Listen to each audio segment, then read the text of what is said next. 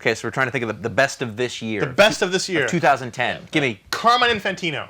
No. Jack Kirby. Not a lot of current output. Chris Claremont. Well, X-Men Forever has been a lot of fun. I don't think you're getting the point of this. Just saying. Neil Adams. Batman Odyssey, awesome. Again.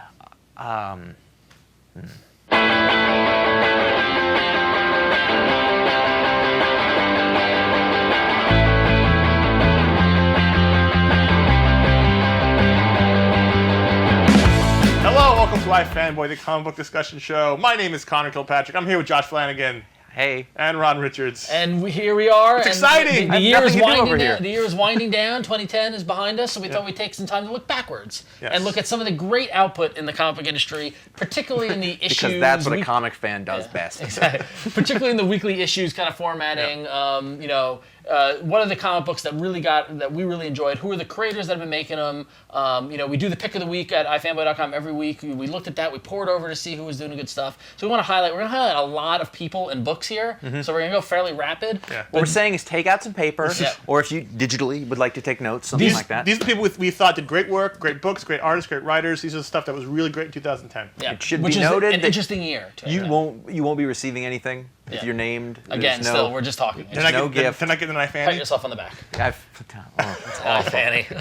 All right, the British sense or the... So we're going to start looking at writers. Connor, when you think of writers in 2010, you got to think of Grant Morrison. He led the Batman, which is the biggest franchise of DC Comics. He led that whole thing. He brought back Bruce Wayne. He brought back Bruce Wayne. He had got rid of Bruce Wayne. He had multiple books going. He launched some more books at the end of the year. Many came out on time. Yeah. So if you're talking about DC, you're talking about Batman, and then you're talking about Grant Morrison. And I think for the most part, you'll find people enjoyed them. I thought they were great books. He had a really strong year. That's right. I agree. I agree. It's actually been one of his better years in a while because of sort of the overall sort of out. You know what I think about? Different styles. Yeah. That's very true too. From within the same book, really, Yes. it would shift from sort of. But the style of Batman Incorporated versus just the regular Batman and Robin book versus the Return of Bruce Wayne, which each book had its own style. I thought that's one of the things that really stands out to me. And that's something he's really good at. Yeah. It's sort of almost in the Alan Moore tradition. Yeah. Very good at that. Over at Marvel, we talk about it seems for the past 10 years every year, but Brian Michael Bendis again. You can't not talk about Marvel. You can't talk about Marvel without talking about Bendis. This year we saw him pretty much close the book on his main big Avengers kind of tome with Siege. Siege really was probably a much better ending than a lot of the earlier stuff. Even sort of you would have thought was probably coming. his best event. I mean, honestly, it was contained in 4 issues. It was Copiel's art was amazing. It was great. Better than that was closing the book in his 5-year Avenger run. Yeah. In a beautiful manner, New Avengers. I mean, that was a great final that's really issue. true. Exactly, and then he started another. He opened the book right back up. And we new launched Avengers. a new Avengers title, a new Avengers title, and just Avengers Mania. But Avengers Prime with Alan Davis, we're going to talk about in a little bit. But it's just absolutely amazing output in the Avengers world. But then at the same time, also launched his first creator-owned book in 10 years, Scarlet, with Alex Maleev, which is really, not what anyone was expecting. I think. And also at this, you're very right about that. Yeah. And also at the same time, Ultimate Spider-Man's been as strong. Exactly. Literally as ever. Ton of output. If not better than ever. Like it's been excellent. So you're right. That's a name. He gets a lot of crap sometimes, but I think I have no problem reading every book he puts out. Josh, DC guy, Marvel guy, Vertigo guy. No, but not just Vertigo. It's true. Most people don't know Jason Aaron from Vertigo stuff. Most people know him from. If they're watching this show, they probably do.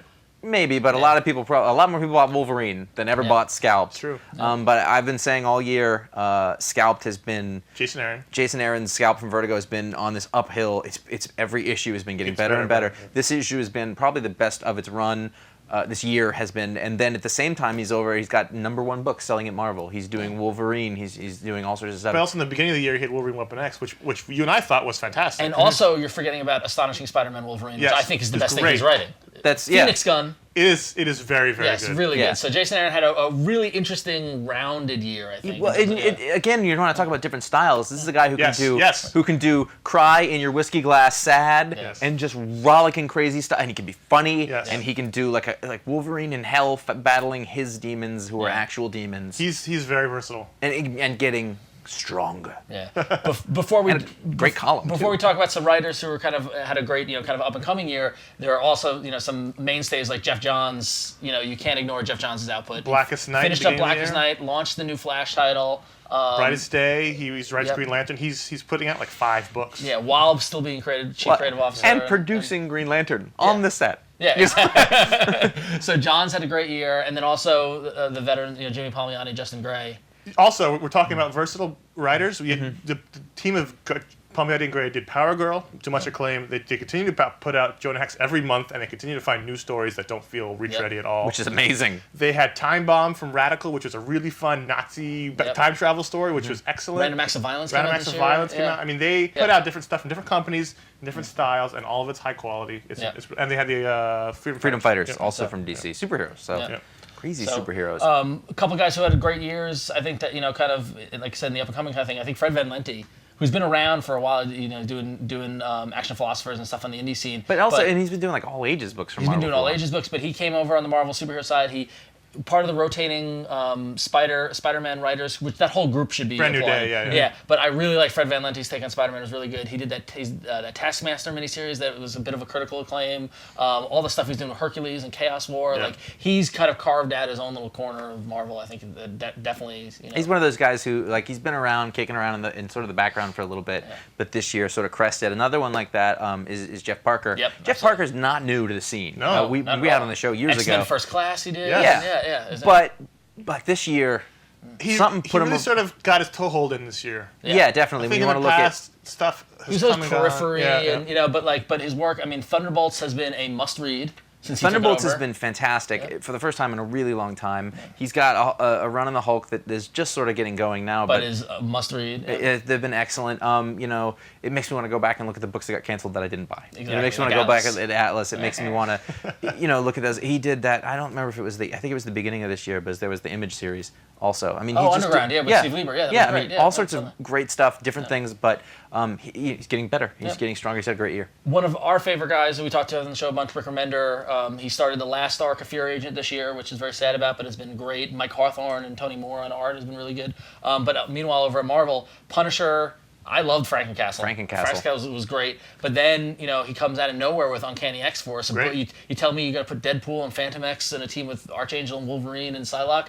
And as an X-Men fan, even I was like, that's not going to work. And Opeña's art, it was amazing. Yeah. So Remender definitely had a great, great year. A couple of grizzled veterans at this point, which is funny to think about. But Mark Waid had it's hard to think of a resurgent year. Who've left the main system. Yeah, exactly. It's hard to think of Mark Waid having a resurgent year. He's been around forever, and he's always been a big deal forever. But Irredeemable, his creator-owned book at Boom, it's in year 2 and it's going great. This is even better than year 1, I think, especially in the last few months. It's been fantastic. Launched Incorruptible. I think it's just as good in different ways. I do too. And he was a part of the Spider-Man team. He did great work on the Spider-Man. Really wonderful stuff. He worked with Paul Azaceta on those issues. Oh, those are great. The Electro arc was awesome. Yeah. So Waid had a great year. He did have a very good year. And then finally, the name on everybody's lips, Robert Kirkman. No, he's not here. If you've seen this show, which would be awesome. He's got his Image ongoing. He's been going on for a while. He's finishing up Astonishing Wolfman. Astounding. I'm going to get that wrong every time. I get that wrong too. But Invincible with the Viltrumite War, and then sort of just the last chunk of Walking Dead really have been pushing you forward and had been. The Walking Dead was especially strong lately. Had that amazing 75th issue where they flash back to the aliens. And leading right into the TV show, which you can't ignore. And so really, in the midst of all that other stuff going on, those books came out on time. He's doing all the other stuff. Haunt. Yeah, still doing Haunt. Yeah, so there's always a Haunt in there. There's always for everyone. So there's a handful of writers that did a great job, but writers aren't alone. They need artists. Well, it's funny because one of the most veteran artists in comics had one of we think his best years, and that's Alan Davis. Yes, absolutely. Avengers Prime, bi-monthly book written by Michael Bendis, focusing on Thor, Captain America, and Iron Man. It's some of his He's best been doing work comics ever. since I was a kid, and I've been reading them, and he's doing better work now than he was. And what in I think the is 80s. amazing is because he's getting older and he's having some physical problems with his hands, stuff like that. So his output has slowed down. So that's why the book was bi-monthly. You hear Bendis talk about it. He was turning a page a day. He was turning it early. Like they finished the book early. But what was interesting is that when you listen to interviews with Bendis, he would say he's doing the best work of his career. Now, they always say shit like that. Yeah, but and he wasn't kidding. Yeah. Wow, he really is, and it was noticeable. It jumped off the page. I couldn't tell you why. I couldn't put my you're finger not on it. even really big Alan Davis I'm guy not. like we are. No, We're big Alan Davis, but you But love it it. was great stuff. amazing. It was wonderful. So that was great to see. It was a really great thing. Yeah. For me, this has been for whatever reason this year I've really come into appreciating artists a lot, and there's been a lot of newer artists. I've sort of two. Or not so much newer artists, but artists who I think finally found their voice or and also broke through to a larger audience. Yeah. Two of those guys, I'm going to bring up Chris Samnee and Gabriel Hardman. Similar style. Sort of similar style and very much in like my taste. But Chris Samnee, what a year. Amazing. To me, as good a guy is working right now. He's got a style that is instantly recognizable as his. It looks just like, it's sort of simple, but it's not. And it's flexible, and it changes as needed. Great cartooning. It's all those things. You look at Thor, the Mighty Avenger. I think the Mighty wrapped up at the very beginning of this year. Well, you've got two different styles of Samnee. He can do this very moody, shadowy, heavy style, which is wonderful. But with Thor: Mighty Avenger, he did a much cleaner style, and that also worked really well too. Well, we had him on the show last year, and we talked to him, and like at that time, he was known for doing realistic kind of stuff. And I think this year he's like, that's not all I got. At all, and he killed it. He's an amazing at making his characters act. If you go to Samnee's website, you can see the sketches he puts every day. He never ever fails to disappoint. And it's funny because when I think of Samnee, actually, I think of the daily sketches. I mean, like if you're following him on Twitter, you get a treat nearly almost every day of a sketch, which is amazing, and it's great. And Gabe Hardman, in the same kind of thing, killed it with the sketches. I think of him as sketching too. Yeah, exactly. But then also, like I'm a recent convert to Gabe Hardman through his work on Hulk. He's got this classic, almost like retro kind of look to it, but it's just so elegant and so good. He was a storyboard artist. He still is. He is an amazing storyteller. Yes. I mean, he knows how to put a composition together and tell that story without being flashy, without having to show off. He just does the job, and it's so clean and so nice. But in doing that, it becomes flashy. Yeah. When he does a big splash page, it's even more exciting. Definitely.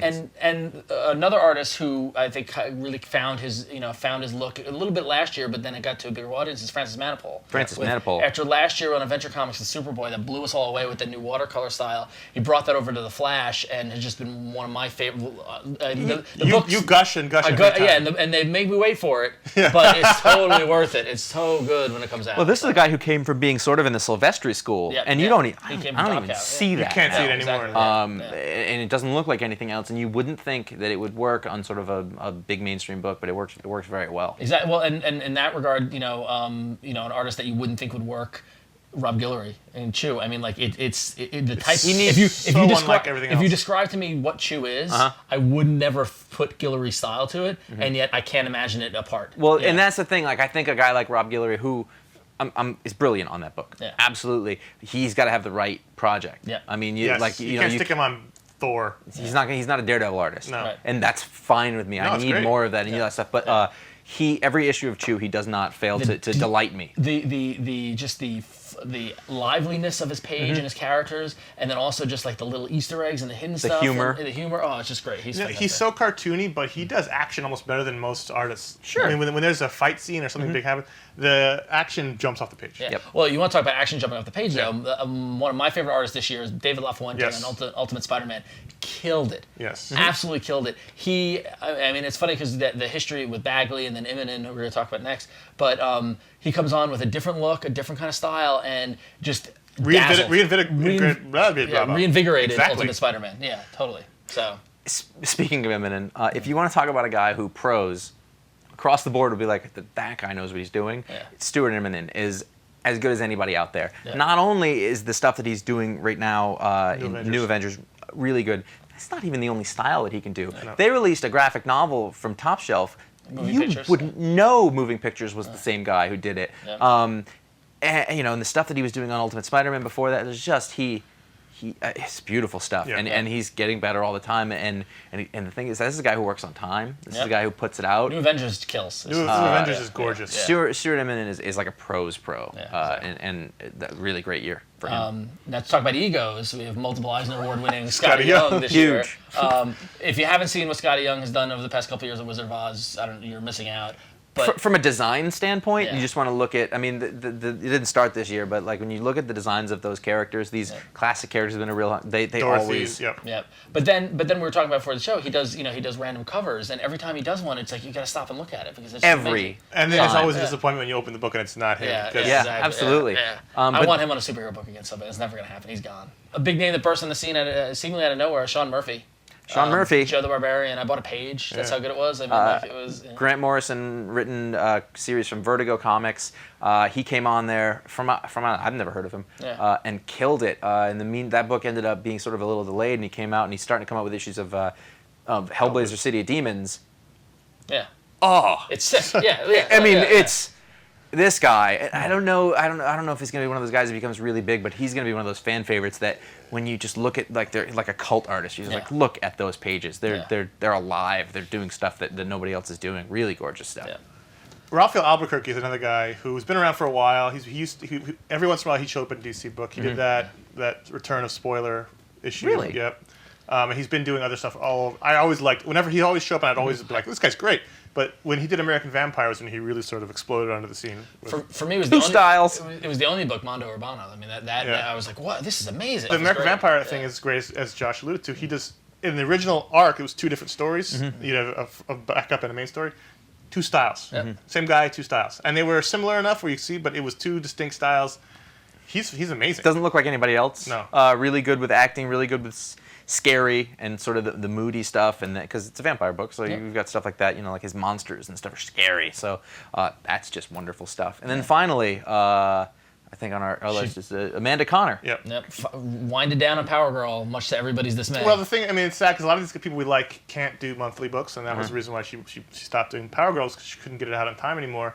And unfortunately, we've lost her to covers at the moment. But she'll be back. the work on Power Girl, and then she also did Wednesday Comics, but not this year, but was gorgeous. It was that classic cartoony style that seems to, Her stuff is so much fun. it's just fun, Yeah, and it was, yeah. the acting in it was amazing. The facial expression. She really created a personality around Power Girl to the point where when Power Girl shows up in other books, I'm like, this is not. Yep. This It's is not wrong. Right. Yeah.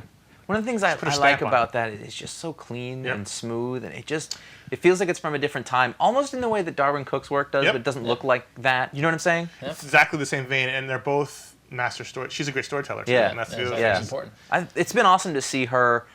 I mean, she's always been like a fan favorite. I really feel like this year when you go to cons and She's always got a big line. yeah, like the people are really excited to see her work, and Yeah. it's just great to see. It's 'Cause fun. She's been around a Yeah, long it's time. She's great. fun. Yeah. I mean, it's just It's you look at fun. the page, it's fun. Yeah.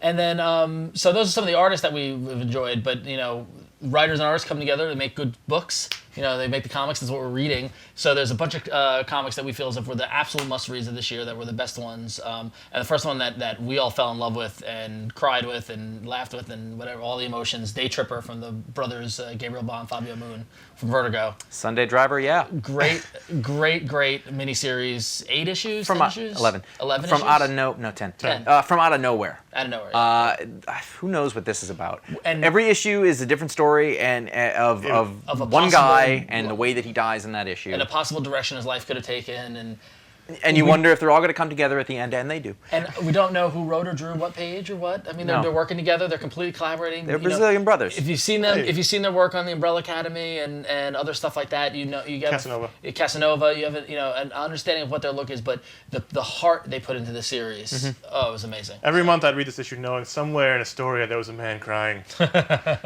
Don't tell them where I live. Next up, I just want to really quickly mention Hellblazer. It's been going on for nearly 300 issues. It's been around for a long time. It's the book I've been reading longer than anything.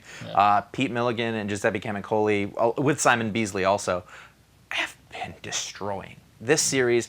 Every single issue has been really good. Then you want to talk about that miniseries we talked about earlier, City of Demons. I've said this all along, but if you ever want to jump into Hellblazer, you can almost do it anywhere, at least at any arc. You can jump onto any arc. It's got a long history, but it's not written in that way, and it has been so very good every single time. And it's really wonderful to be around that long. It's amazing. I'm shocked by it. Yeah, so. The flagship DC book this year probably was Batman and Robin. In terms of notoriety and sales, at least in the beginning, I didn't really track it the whole way through, but it was great. It was an increasingly dense story, but it was very, I thought, accessible. and featured fantastic art the whole way through. You never had a consistent choice of artist, artists, yeah. but they were all high-quality people. Yeah. Except for the beginning, but that was last year. I always did wish that Frank Wiley would have come back around. Yes, Yeah. That they made me wanted him sad, to, but I think he got but something happened to I him. mean, what happened in the meantime? He was there, in the you last had- issue, but it didn't work out. In the meantime, though, it ended really strongly, and I mean, it's funny because everybody talks about Grant Morrison for his big cosmic ideas and his crazy stuff, but the base of that book, the great thing about it is relationships. Damien and Dick and Alfred and their relationship, and then the relationship with the bad guys, and Bruce who wasn't coming there. at the end, Great series.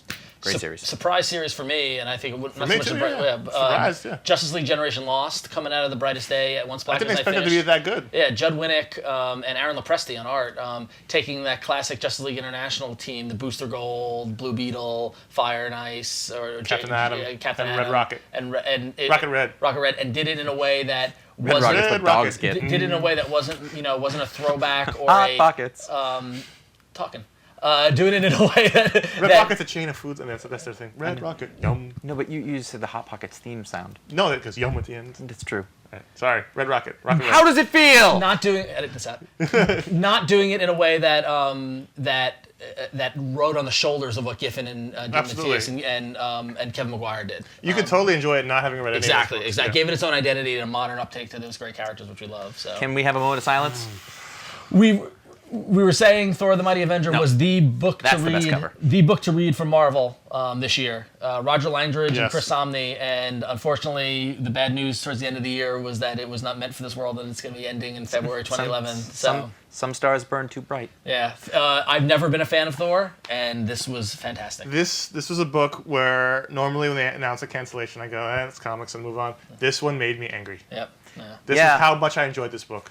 Yeah, and it wasn't, it's just it. Let's focus on that. It was a really good Yes. series, and there's going to be a trade that you can buy to Two read trades. it. Yeah. Not overly Thor speak. Nope. A little bit of humor. Langridge brought his, Roger Langridge, man, seriously. Yeah, there's no continuity involved with this. It's a story you read straight from the start. It comes, girl discovers Thor. They work together to figure out how to get him back home. That's the story. That's the whole thing. Lots of Marvel guest stars. As lots. Thor is in the Namor. world. When the movie comes out, this is the trade we're going to be recommending. Yeah, absolutely. Absolutely. Yep. So. This book might have come out 1 year too early. Yeah, probably. Yeah. Amazing Spider-Man winded down the Brand New Day, the weekly kind of thing this year. They moved now to a bi-weekly, headed up by Dan Slott, which is no slouch. But this year, I think, was probably the strongest year of the whole Brand New Day, and mainly because they decided to go back to Spider-Man's Rogue Gallery. The classic and through the rogues. Gauntlet, and we got modern updates. We got updates to a lot of the classic rogues. We got revisits to a lot of the classic rogues. The Emotions, the Rhino story Rhino by story, Joe Kelly. Like we mentioned earlier, the Mark Waid as a Electro, yeah. Electro story. I mean, just Vulture, Kraven. Yeah, one after another, they were just great, and every week it was consistently good. So it was a great year for Spider-Man. So absolutely loved it. Chew still remains. Must read. It's a must-read book. It's one of the best non-Marvel DC books out there. Yeah. It's Best books out there. one of the most imaginative books out there. One of the books that plays with the format the best. Every out there. issue you get something new. Yeah, it's still a little revelation every month. Imaginative and original and just so much fun to read. Definitely have to read that. One in Eisner. After years of darkness and a void in my life, Come back out of we finally got a Flash on going back, and it's genius. We mentioned earlier Geoff Johns and Francis Manapul. It's Barry Allen as the Flash, and it's perfect. It's wonderful. First arc was great. You know that First next arc was month he's amazing. going to have twins? It's weird. And one's gonna be big. Yeah. But anyway, the Flash, you couldn't have asked for more of a better return than Scarlet Speedster.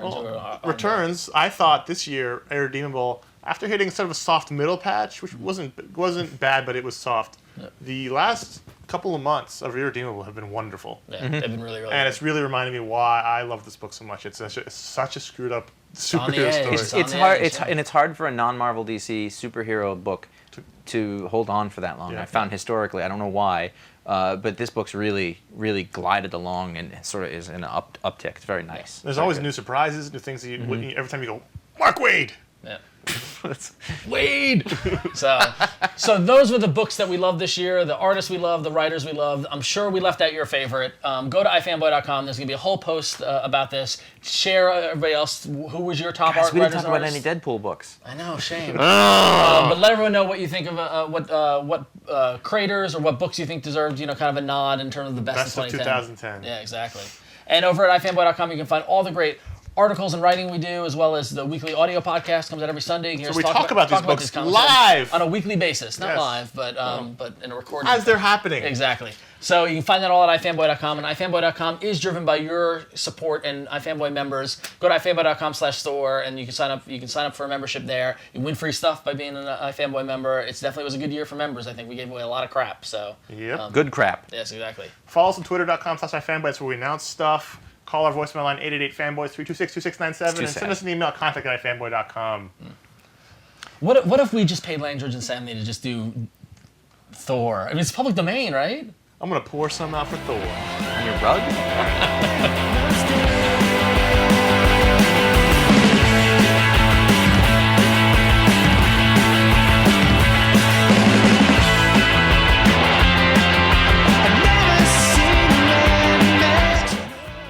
Dead.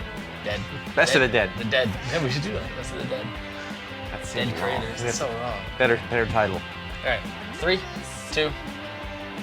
So we're talking about The best here. The best. The best. The best. The best. The best of the year. The best. The best. You're supposed to be saying the names, so you can't do Oh, that. I didn't know that. Oh, okay. You're doing the names. I thought you were doing the names. Where we're I'm reacting. like, No, you're doing the Yeah, names. you're doing names where we're reacting. No, you're doing the names and he's reacting. Yeah. Okay. because you're getting the names wrong. Okay, You're getting it wrong. got it. Okay. All right. So I three. just don't agree with the Ditka with the dead name. I think the joke is Claremont and Adams. The dead thing was a dead. Well, I'm not doing Okay, that. so what am I doing then? I thought We're just gonna start naming names.